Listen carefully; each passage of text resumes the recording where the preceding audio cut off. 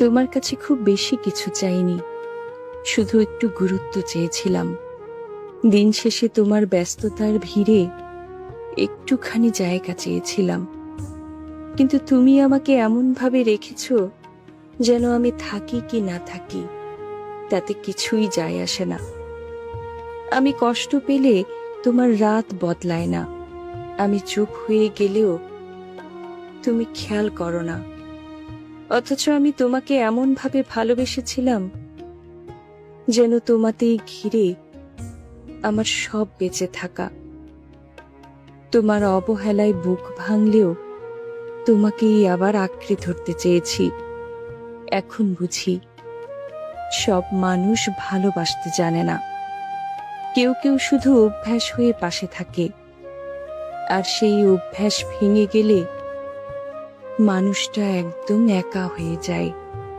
আমিও এখন ভেতরে ভেতরে ক্লান্ত, হাসি ঠিকই, কিন্তু ভালো নেই একটুও, কারণ যাকে নিজের শান্তি ভেবেছিলাম সেই আমাকে সবচেয়ে বেশি কাঁদিয়েছে।